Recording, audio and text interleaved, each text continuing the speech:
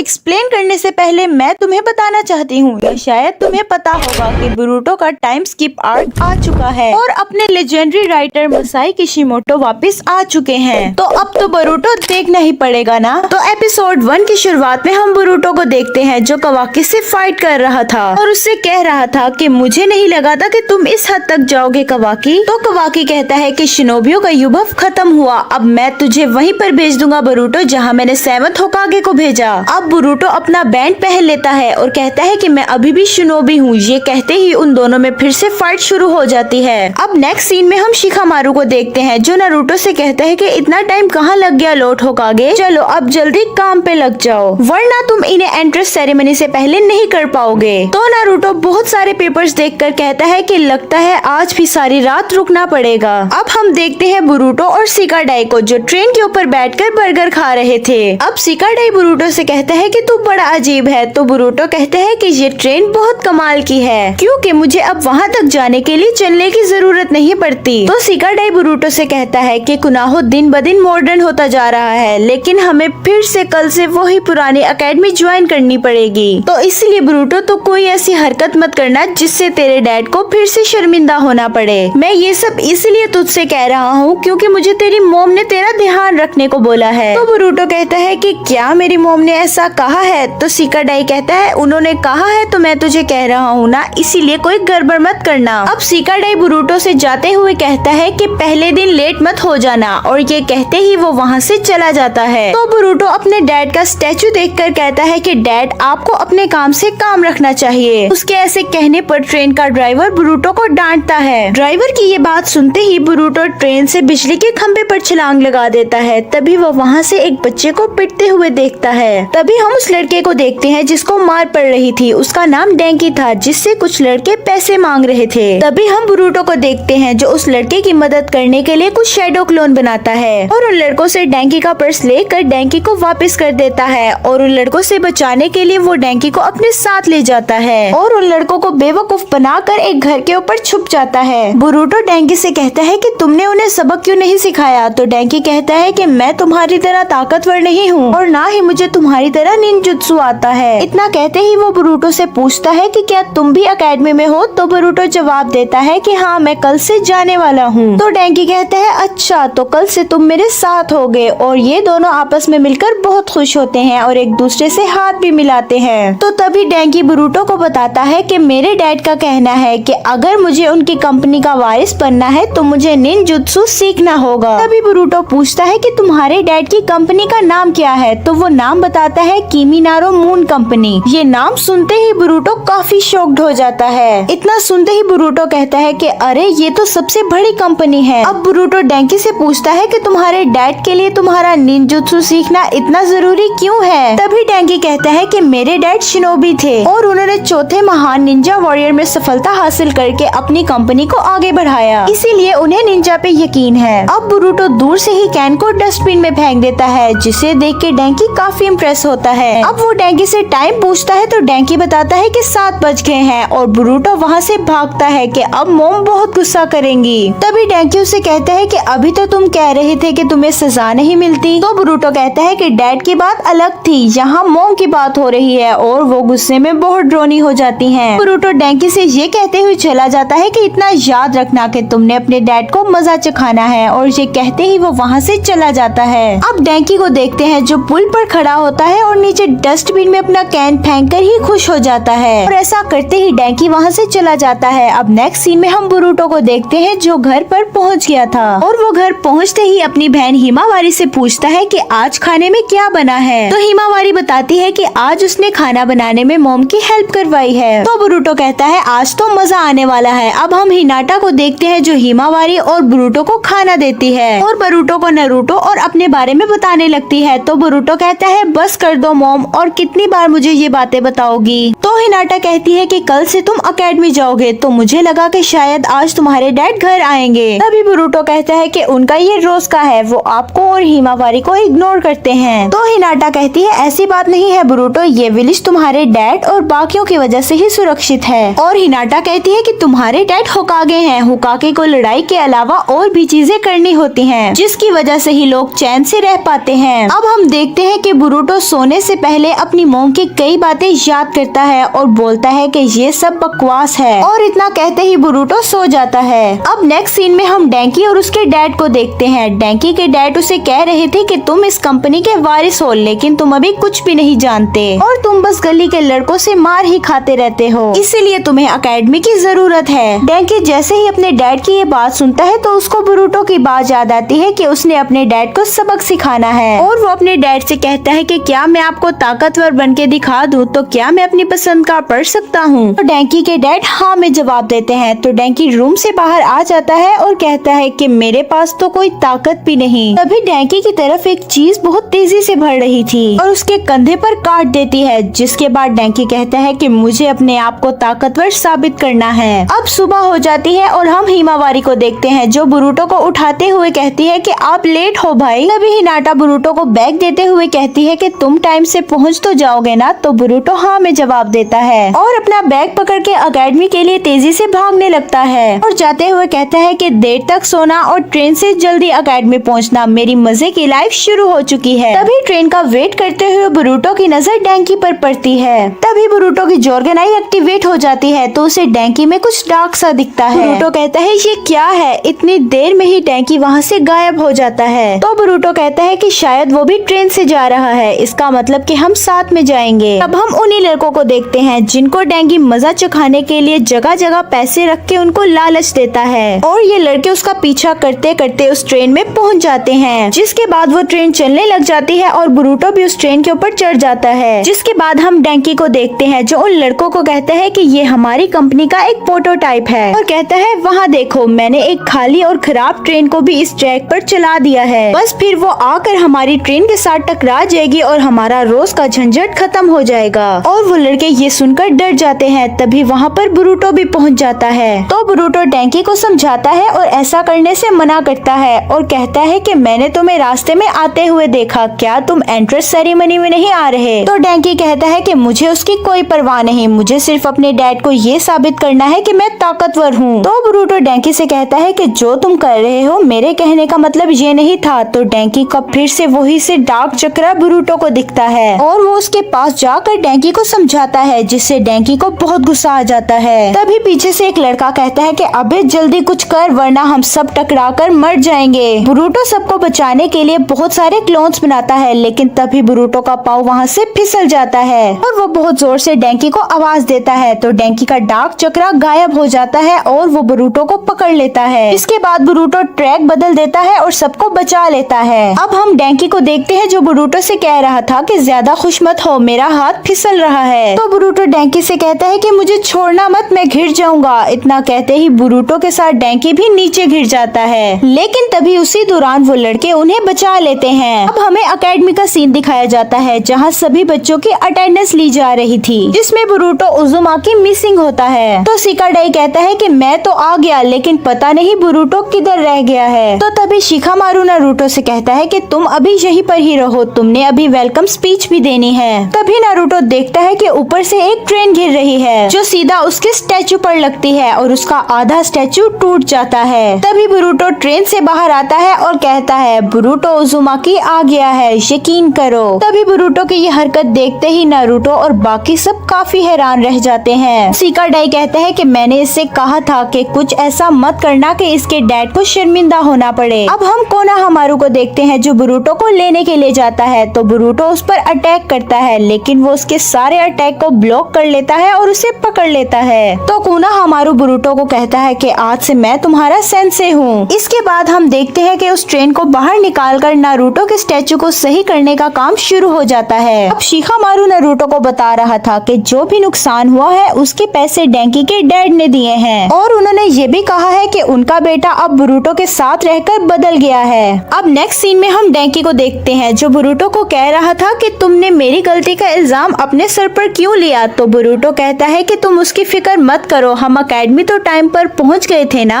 अब हम साराडा को देखते हैं जो बुरुटो को चढ़ाते हुए डैंकी से कहती है कि मिस्टर किमिनारी देहांत से बेवकूफी जल्दी फैलती है। अब डैंकी कहता है कि मैं भी निंजुत्सु सीखूंगा। तो बुरुटो कहता है क्या अपने डैड के लिए। तो डैंकी कहता है नहीं, मुझे ये अच्छा लगता है। फिर हम चोचो को देखते हैं जो डैंकी से उसका होमवर्क देने को बोलती है, और डैंकी बुरुटो को बाय बोलकर चोचो बच्चों के साथ चला जाता है। बोरूटो अपने डैड के स्टैचू को देखकर बोलता है कि डैड, मैं कोई भी रास्ता चुनूं, इससे आपको कोई मतलब नहीं है। मैं बस अपने रास्ते पर चलूंगा क्योंकि ये मेरी कहानी है। और इसी के साथ हमारा ये एपिसोड